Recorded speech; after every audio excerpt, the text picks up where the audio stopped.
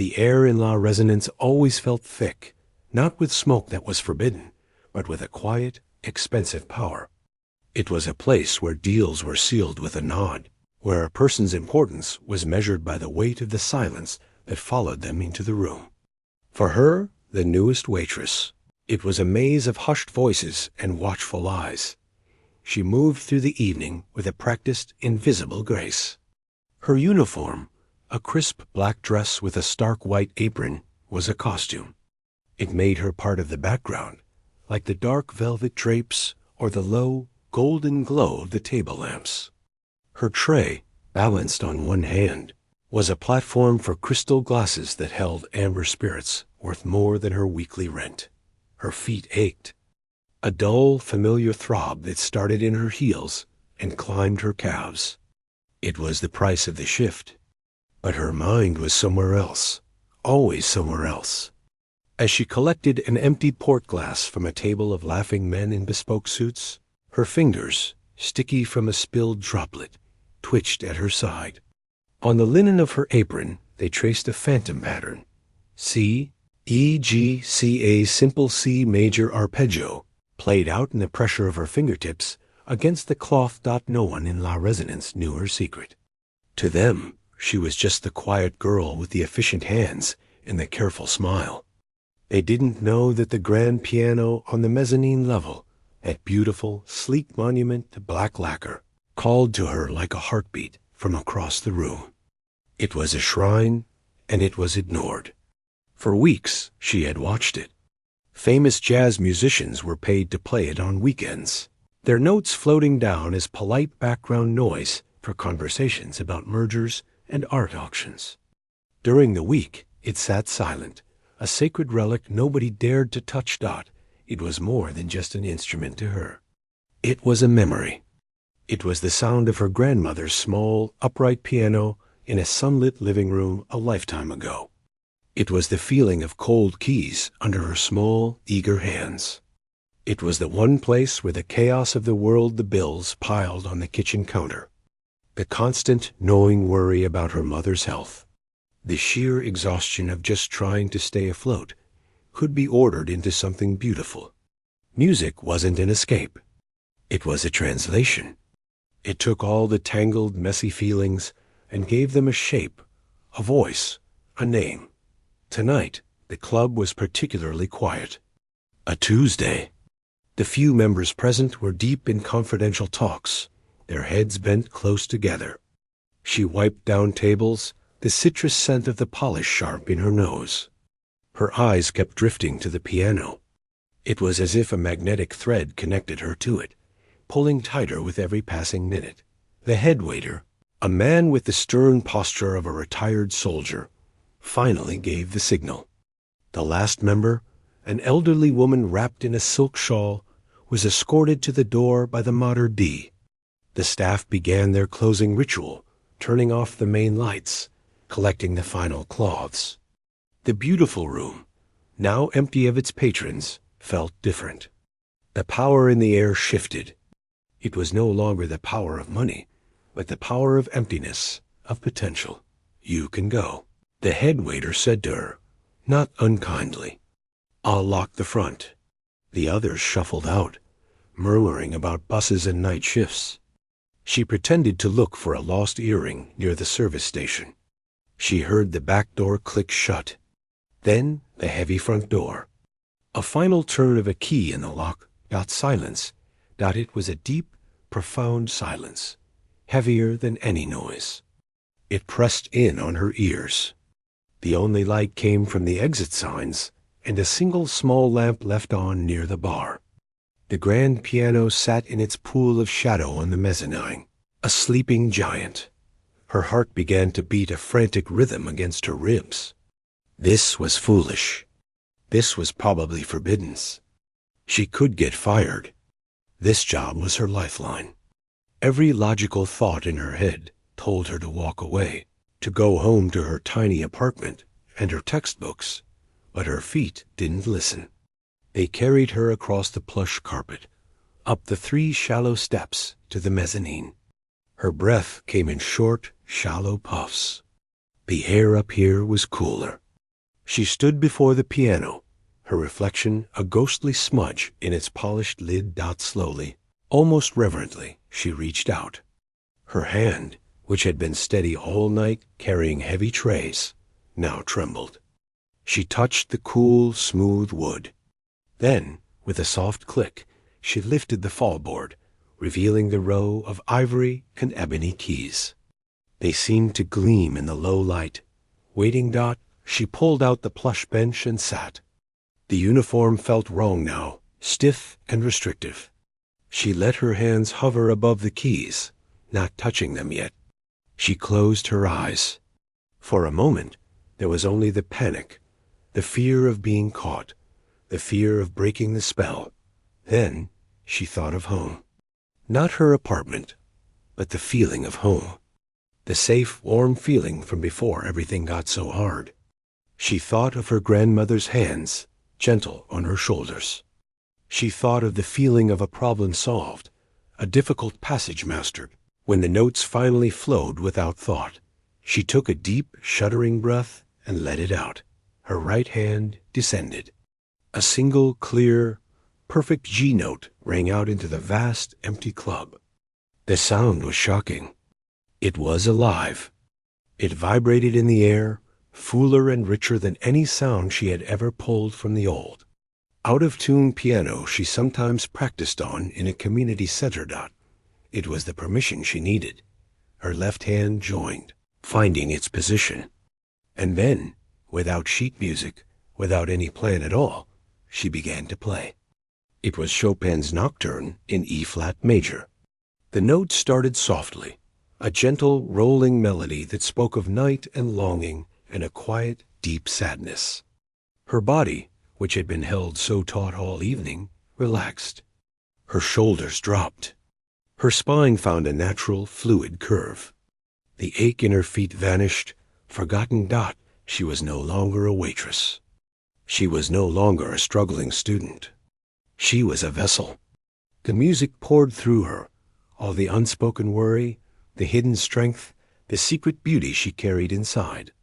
Her fingers, which had been tracing scales on an apron all night, now flew across the keys with a confident, tender precision. They knew this landscape. They had traveled it 1,000 times in her mind. The melody swelled, filling the empty club. It climbed the walls, curled around the columns, and touched the high, dark ceiling. It was a private concert for an audience of ghosts and empty chairs. A single, hot tear escaped from under her closed eyelid and traced a path down her cheek. She didn't brush it away. This was why she played.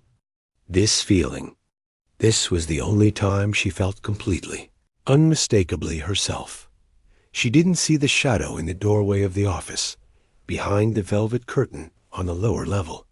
The maître d', a man who had heard the world's greatest musicians in this very room, had stayed late to finish the liquor inventory.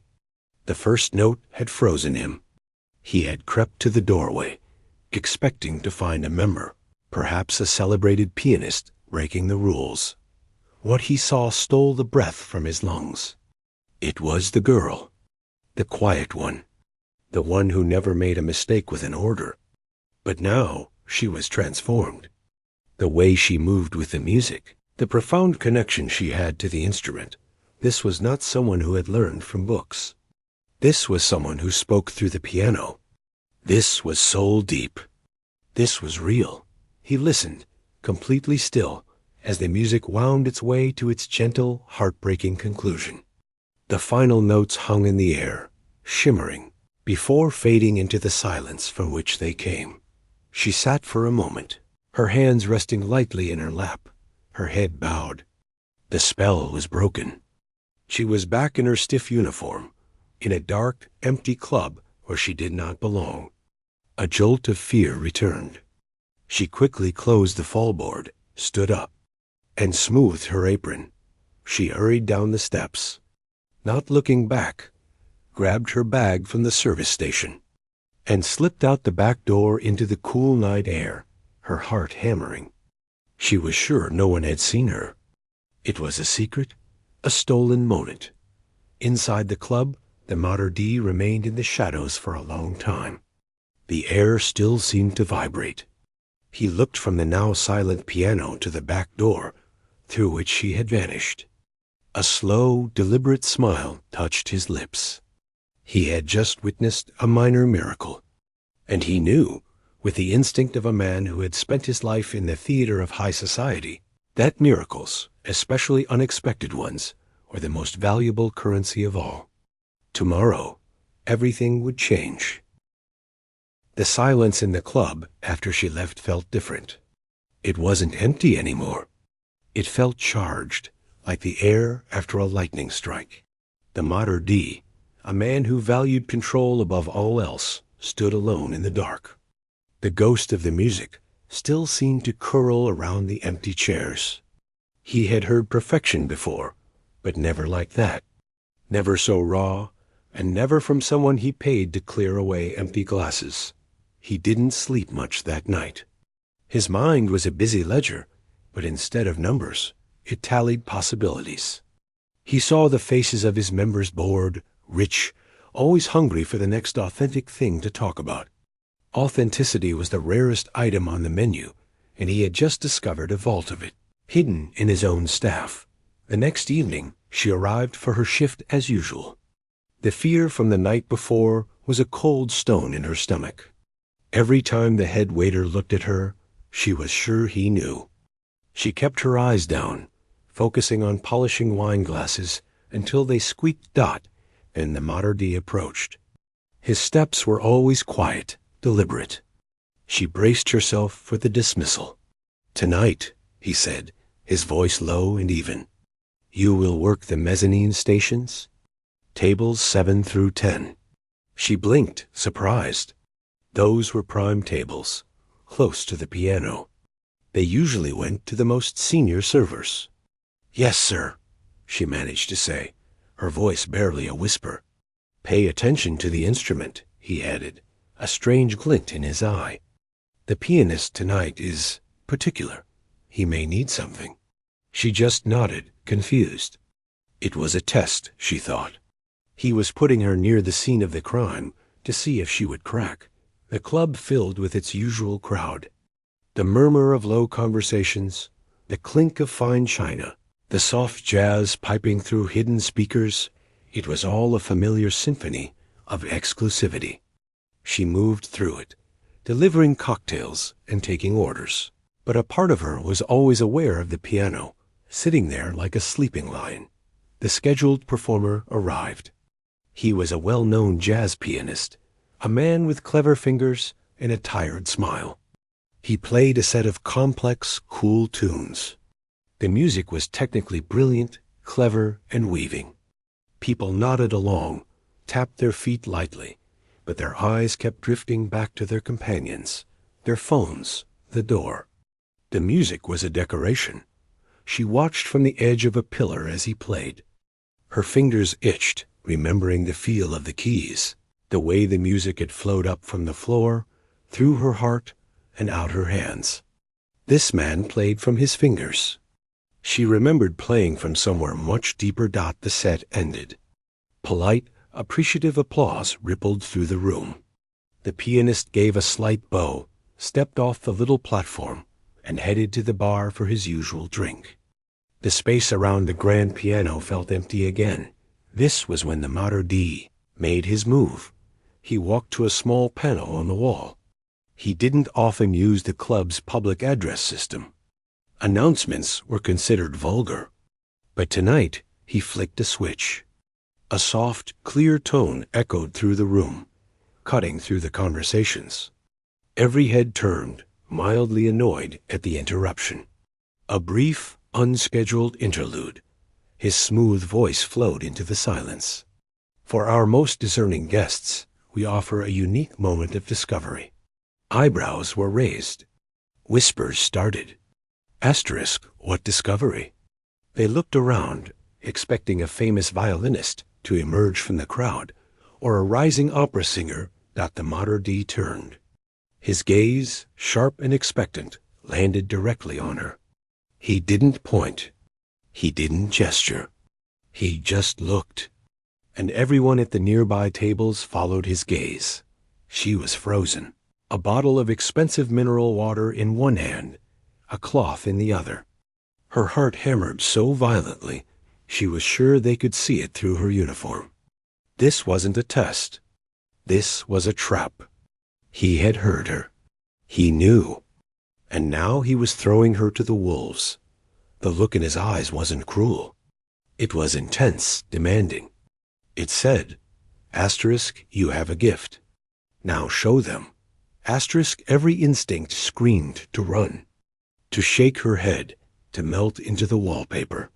But another part, the part that had played last night, the part that her grandmother had nurtured, stirred. It was a small, fierce spark under the mountain of her fear. The room was utterly silent now. All the elite eyes were on her, curious, confused, skeptical. Slowly, as if in a dream, she set the water bottle and the cloth down on a nearby service table. The sound of the glass on the wood was incredibly loud. She wiped her palms, still damp from the condensation on the sides of her apron. The simple, practical notion felt absurd. She walked the few steps to the piano. The journey felt miles long. The plush carpet seemed to grab at her shoes. She could feel the weight of their stares on her back, the speculative, the amused, the outright dismissive. She reached the bench. For a terrifying second, her mind went blank. She saw only a blur of black and white keys. The memory of last night's freedom was gone, replaced by a wall of panic. Then she caught sight of her own hands as she lowered herself to the bench. They were the same hands that had washed dishes, that had filled salt shakers, that had carefully written formulas in notebooks. They were capable hands. They knew what to do. She didn't play Chopin this time. That felt too private, too much like last night's secret. Instead, her left hand found a deep, rolling bass pattern. It was the beginning of Liszt's Liebestraum, No. 3, a dream of love. It started low and contemplative, a wandering thought in the dark as the first rich chords filled the room. A final fading whisper from a corner table was sharply shushed. The initial curiosity hardened into something else. This wasn't background music. This wasn't clever or cool. This was felt. Her right hand entered, the melody unfolding like a fragile, beautiful flower opening. Her body, which had been stiff with terror, began to loosen. The uniform disappeared again. She was just a conduit. The music spoke of yearning, of a beauty so profound it ached, of a love that was just out of reach. It was everything she couldn't say about her own life. The struggle, the hope, the quiet, stubborn dream that refused to die. She forgot the room. She forgot the people. She was inside the dream of the music. Her face, usually so carefully neutral, showed everything. A slight frown of concentration, a soft release of breath as a difficult passage resolved into something beautiful. A single tear, like the one last night, escaped. She didn't wipe it away. In the audience, a woman known for her brutal art critiques stopped breathing for a moment. A finance man, who thought in numbers and probabilities, felt a strange, unfamiliar tightness in his chest. The scheduled jazz pianist stood at the bar, his drink forgotten, his head tilted. He heard no technical mistakes. What he heard was a story being told in a language purer than words. The Mater D watched from the shadows by the door, his arms crossed. He wasn't watching her hands. He was watching the room. He saw the transformation. He saw the shields of wealth and indifference come down, one by one. They were being disarmed by beauty, and they had no defense against it. The piece built to its famous cascading climax. Notes tumbling over each other like a waterfall of emotion before settling into the final, serene, heartbreaking resolution. The last note hung in the air, pure and clear, and then faded into silence. For a full 3 seconds, there was nothing. No sound at all. Then, from a table near the front, a man stood up. He was older, with a stern, lined face. He was the renowned conductor of the city's symphony, a man famous for his scowling displeasure. He began to clap, not a polite patter, but a firm, solid, rhythmic applause. It was the cue. The spell broke, and the room erupted. They all rose to their feet, the hedge fund managers, the socialites, the artists. The sound was thunderous, filled with genuine awe. They weren't applauding a waitress. They were applauding the artist they had just discovered hiding in plain sight. She jolted back to herself, the noise crashing over her. She saw the standing crowd, their faces astonished and excited. The heat of a fierce blush burned her cheeks. She was back in the uniform, exposed and raw. She stood up on shaky legs and gave a quick, awkward half-bow, more of a stumble than a gesture. Her eyes scanned the crowd and found the mater d'. He gave her a single, slow nod. It wasn't a smile. It was an acknowledgement. The transaction was complete. She hurried off the platform, wanting only to vanish. But the head waiter was there, not with a reprimand, but with a tray. "Champagne," he said, his voice hushed with new respect. "For table 3. They sent it for you." She looked at the glass of bubbling gold on her tray, then at the table. The guests raised their glasses to her. She didn't know how to feel. The fear was still there, a cold echo. But under it, warming her from the inside, was something else she hadn't felt in a very long time. It was the faint, fragile glow of being seen. Not for her service, but for her soul. And she had no idea what that would cost her. The sound of the applause didn't fade. It just changed shape. It followed her into the staff changing room, a buzzing in her ears. Her hands shook as she fumbled with the tiny buttons on her uniform, the fabric feeling cheap and strange against her skin. The other servers were silent, stealing glances. The mood was different. Before, she was invisible. Now she was a curiosity, maybe even a threat. Someone had broken the unwritten rules, and no one knew what happened to people who did that. She slipped out the back door, but the night air didn't bring its usual relief. A sleek black town car was idling by the service entrance, a window rolling down smoothly. It was the club's owner. She'd only ever seen him from a distance, a man who moved through the rooms like a quiet shark. He didn't smile. "A car will be arranged for you after your shifts," he said, his voice flat. "We can't have our new attraction waiting for the night bus." Before she could form a word, the window slid up and the car purred away. That was the first sign. Things were no longer hers to control. The next day, a storm of quiet activity swirled around her. The head waiter no longer gave her side work like polishing silver. Her station was permanently the tables near the piano. The mater d', the one who had set this in motion, handed her a simple, elegant black dress. "For your performances," he said. It wasn't a uniform. It was a costume. It fit perfectly. Her first official performance was 2 nights later. The club was packed, a tense, expectant energy in the air. These weren't just regulars.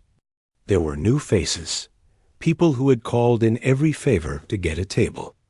The owner had leaked the story, a delicious secret for the right people. When she walked to the piano in the black dress, a different kind of silence fell. It was hungry. She played. She poured everything into it, the same way she had before. The music was still true, but the context had poisoned the well.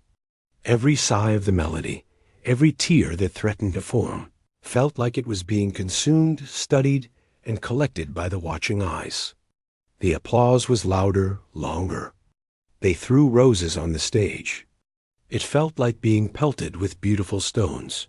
Afterward, the owner summoned her to his private office upstairs. The room was all dark wood and cold light. He didn't offer her a seat. "You have a decision," he began, leaning back in his leather chair. "You can go back to clearing tables." The buzz will die in a week. You'll be a footnote." He paused, letting the grimness of that future hang in the air. "Or you accept a formal residency, a contracted artist. The salary would be—" He named a figure that made her knees feel weak. It was more money than her mother made in 2 years. It could erase the medical debt in months. "There are, of course, conditions," he continued, sliding a single sheet of paper across the desk. "We curate the narrative. Your past is adjusted. You were a conservatory student, perhaps forced to leave due to family hardship. More romantic, more understandable to our patrons. We select your repertoire, classical with a modern, accessible twist. And you will cease the pre-med studies.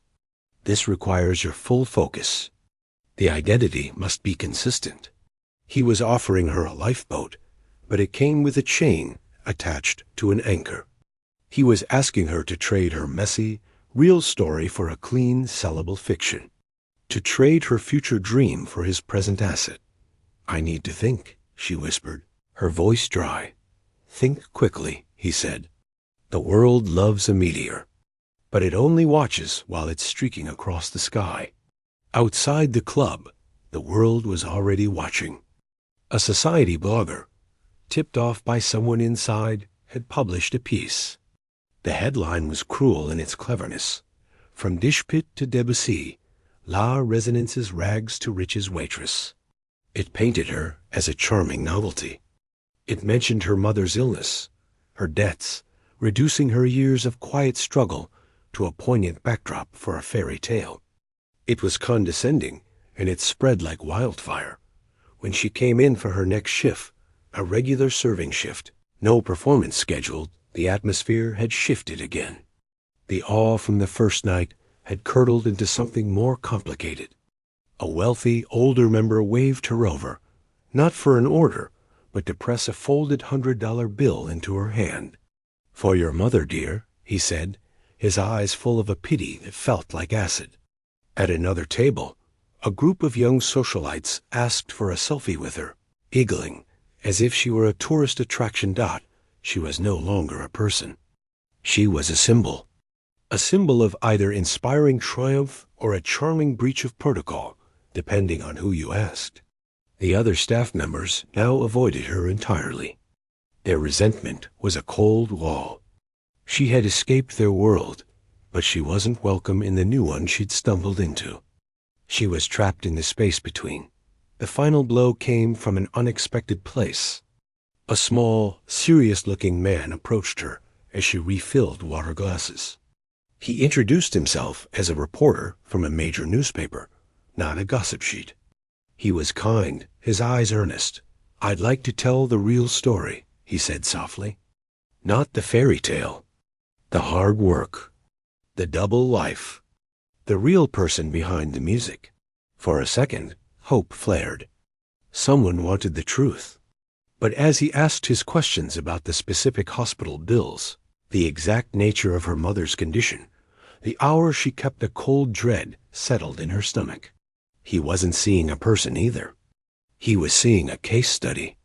He was building a different narrative, just as calculated as the owners.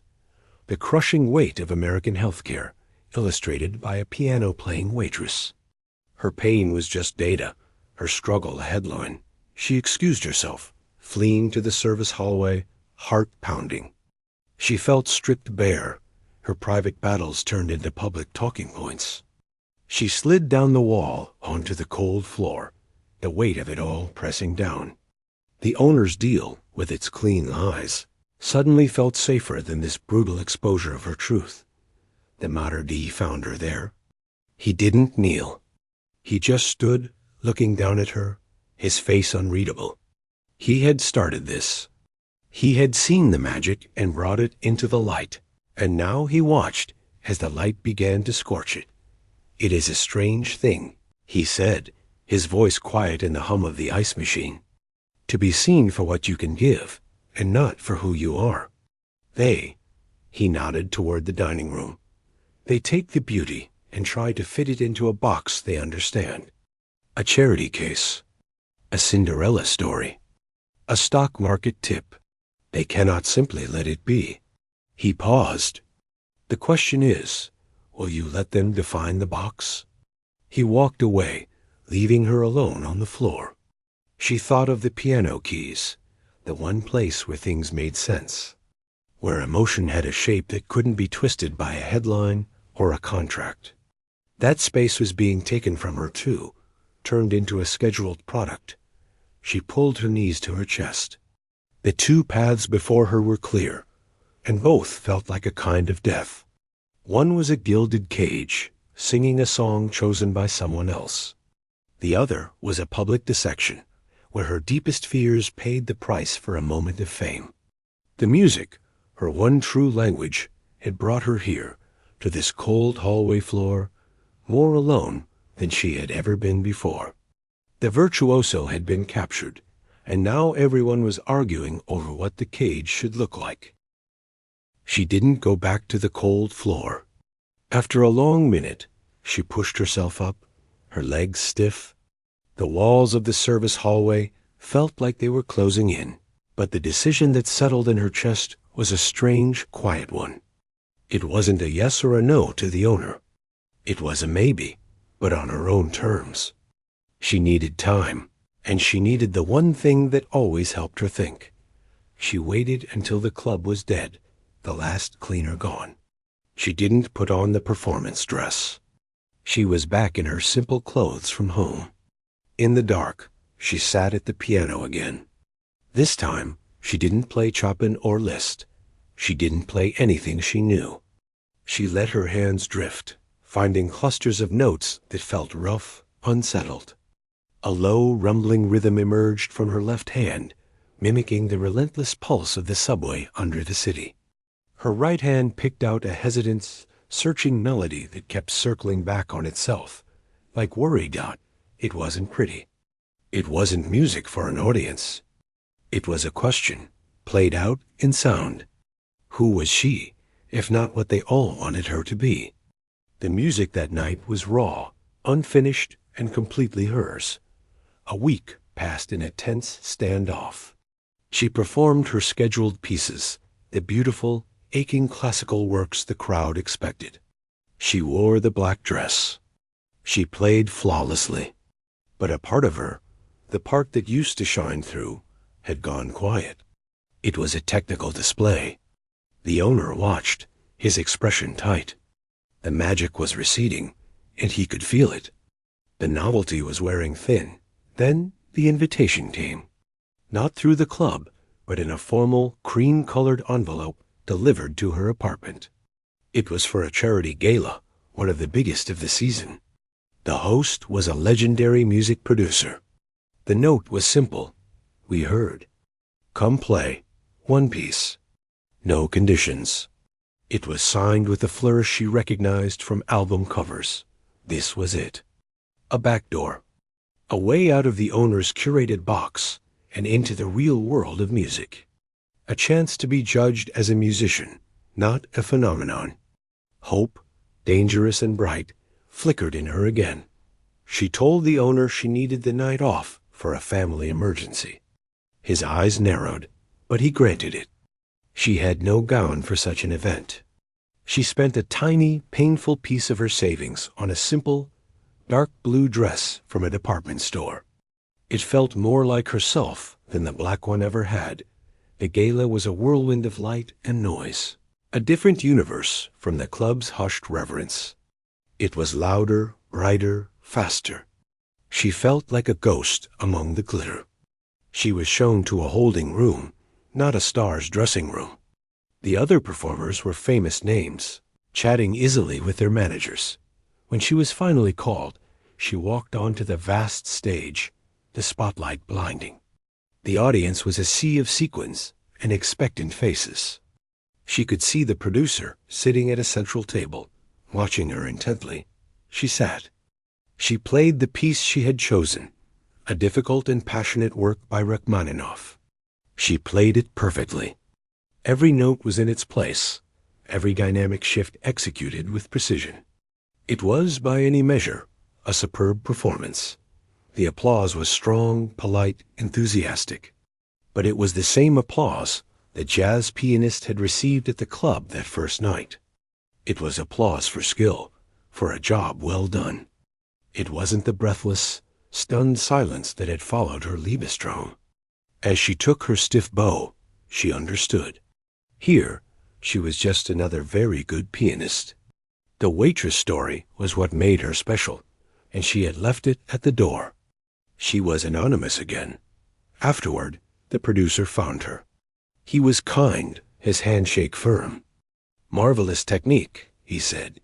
"Really superb. With the right training, the right presentation." He handed her his card. "Have your people call my people? We can workshop an image. The from bistro to concert hall angle has legs." Her heart sank. Asterisk her people. My people. An angle. Asterisk even here.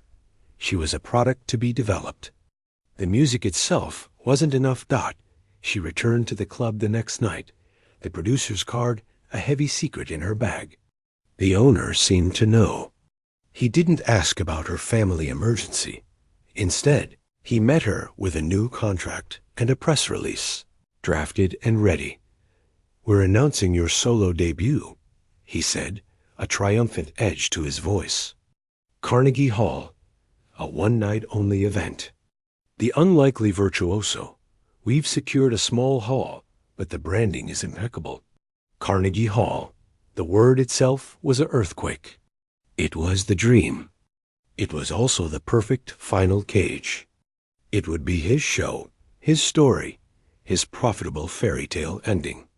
She would be its pretty, talented prisoner forever. "Sign," he said, offering a pen. She looked at the paper, then at the piano on the mezzanine. It was no longer a friend. It was the engine of this whole madness. She thought of the gala applause, polite and empty. She thought of the cold hallway floor. She thought of her mother's tired, proud smile when she sent money home. And then she thought of the music she'd made in the dark, just for herself. The messy, rumbling, honest sound that belonged to no one else. "I need to think until the performance," she said, her voice surprisingly steady. The owner's smile was thin. "What is there to think? This is the pinnacle." But he agreed. He had to. The tickets were already selling. The days before the concert were a blur of fittings, vague coaching sessions about stage presence, and a crushing sense of dread. The narrative was everywhere. The poor waitress, discovered by the elite, lifted to the most famous stage in the world. It was a perfect sealed story. And she was supposed to be its grateful, silent star. The night of the concert arrived. Backstage at Carnegie Hall, even the small hall, was a place of terrifying history. She could feel the ghosts of every great musician who had ever stood there. Her rented gown, chosen by a stylist, was elaborate and stiff. It felt like a costume for someone else's coronation.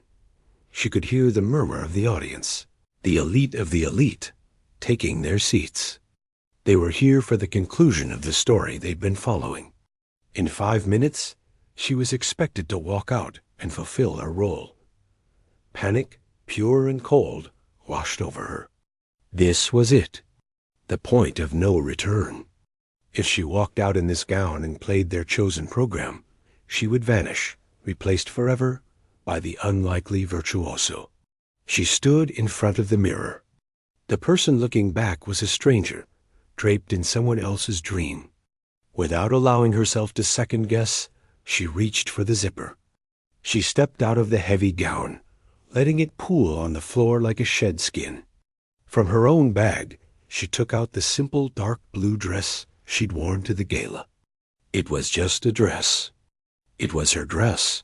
A wardrobe assistant gasped. "You can't. It's not approved." But she was already putting it on.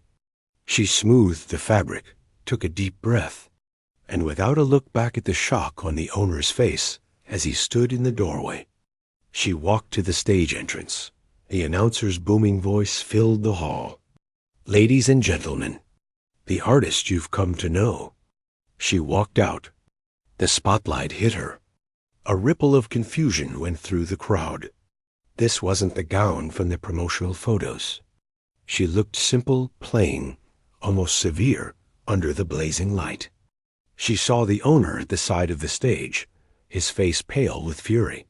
She didn't go directly to the piano. She walked to the center of the stage and took the microphone from its stand. Her hand was trembling, but her voice, when it came out, was clear. "Thank you," she said. The room was utterly silent, shocked by this break in protocol. "They've told you a story about me.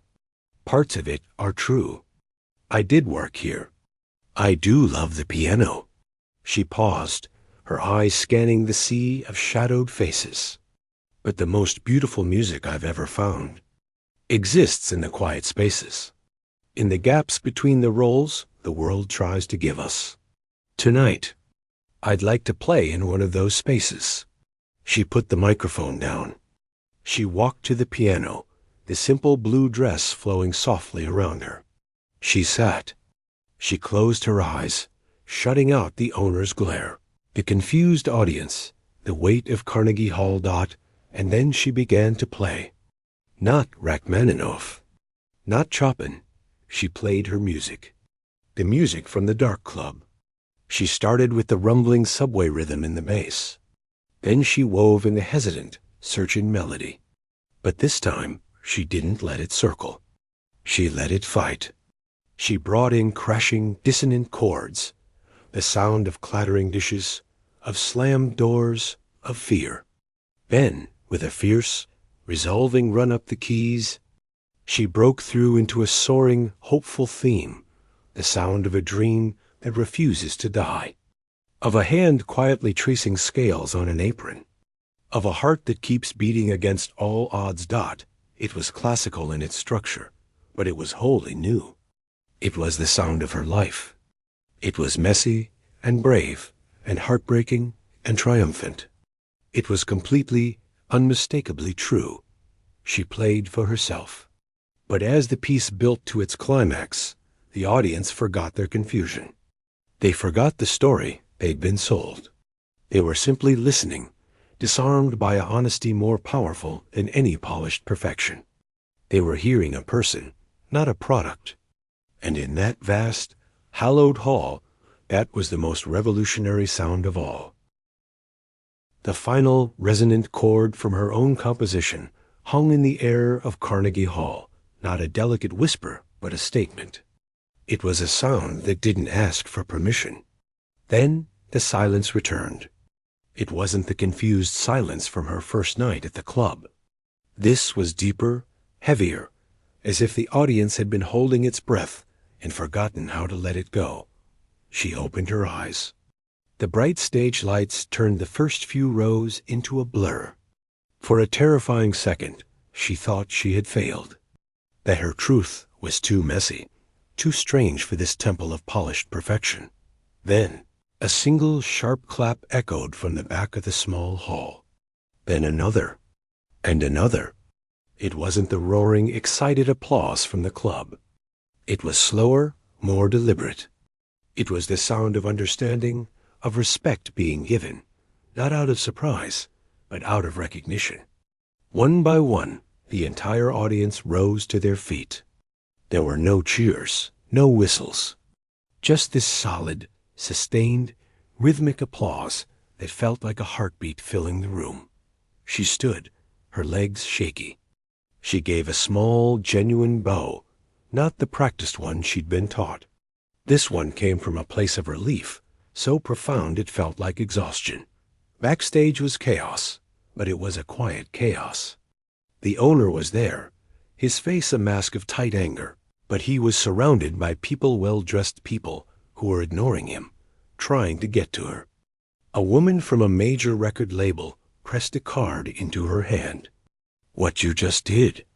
We need to talk. No stories. Just that." A famous composer, his eyes bright, told her, "You have a voice. A real one. Don't let anyone put a mute on it." She nodded, thanked them, but her mind was somewhere else. She was floating. She had stepped off the cliff of the owner's plan and found, to her shock, that she could fly on her own terms. The aftermath wasn't a simple fairy tale. The owner, furious, released her from her club contract. The unlikely Virtuoso show was over. The newspapers the next day were split. Some called her Carnegie Hall debut a baffling act of self-sabotage and a missed opportunity. But others, the ones that mattered to the music world, called it brave, authentic, and the birth of a true compositional voice. The money from the club was gone. She went back to her apartment, to her textbooks, to the reality of bills. But something fundamental had shifted. She wasn't the same person who had snuck into the dark club to play. She had been seen on her own terms, and she had survived. A week later, a plain envelope arrived. Inside was a check, a very large check. The memo line read, "For the music. No conditions." It was unsigned. She stared at it for a long time. It wasn't payment for a performance. It was a gift. It felt clean. She paid off her mother's medical debt in full. The relief that came with that was a different kind of music, a silent, profound chord that vibrated through her whole life. She also received a formal letter on heavy paper. It was from the board of a prestigious music conservatory. They had heard the recording of her Carnegie Hall piece. They were offering her a unique, full scholarship, not just as a piano student, but in a new program for composition. They wanted her voice, the one that blended the classical with the sounds of real life. They understood that her time as a waitress wasn't a sad backstory. It was part of her training, her library of sounds. She accepted. A year passed. She studied, she practiced, she composed. The club owner's world moved on to the next novelty. But in the music world, her name, her real name, not a nickname, started to gain a quiet respect. She released an album, funded by that anonymous check. It was called Spaces Between. It contained the piece from Carnegie Hall, now fully orchestrated, and other works. One track was built around the rhythmic clatter of dishes and the sigh of a subway train. Another was a heartbreakingly simple lullaby for a struggling parent. Critics called it startlingly humane. One afternoon, she was studying in the conservatory library when an older man approached her table. She recognized him immediately, the stern symphony conductor who had been the first to stand and applaud her at the club that very first night. "I wondered if I'd find you here," he said, his voice still carrying that air of command, but his eyes were kinder. "I'm conducting a new series. Music from now. Real voices. I want to close the season with your Carnegie Hall piece. Full orchestra." It was the biggest opportunity of her life. She said yes. The night of the performance, the grand concert hall was packed. She sat in the audience, anonymous in the crowd, as the conductor raised his baton. Her music, her life, translated for 100 instruments, filled the space. It was more powerful than she ever imagined. As the final movement resolved, she didn't cry. She just smiled a small, private smile. After the thunderous applause, the conductor took the microphone. He didn't praise her. Instead, he made an announcement. "The soloist tonight," he said, "has asked that her fee for this performance, and a portion of the proceeds from this series, be used to establish a new scholarship fund here in the city. It will be for students who are studying anything medicine, engineering, art, anything, while also working to support themselves and their families. It is to be called the Dual Light Scholarship, for those who carry more than one flame." The audience applauded again, the sound warm and generous. She hadn't expected him to announce it. She saw heads nodding in approval around her. In the balcony, she spotted a familiar group. The hedge fund manager from the club's front table.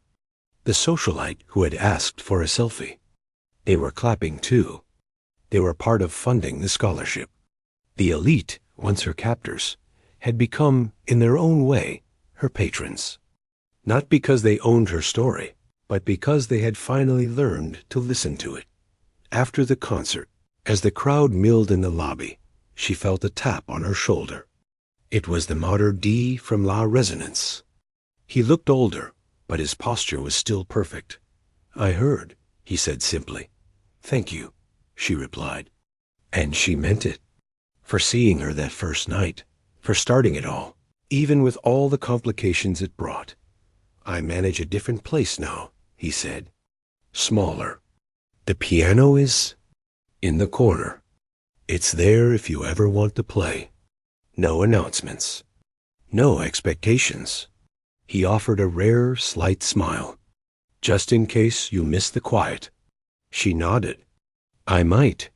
He melted back into the crowd. She turned and walked out of the concert hall, not through the service entrance, but through the grand front doors. The night air was cool on her face. She wasn't a waitress. She wasn't an unlikely virtuoso. She wasn't a product. She was a student. A composer. A daughter. A person who had walked through fire and found her own song on the other side. She had captivated the elite, not by becoming one of them, but by reminding them of the raw, beautiful noise of a real human life. And now she was finally free to make her own music in whatever space between the roles she chose. The virtuoso was no longer unexpected. She was simply herself.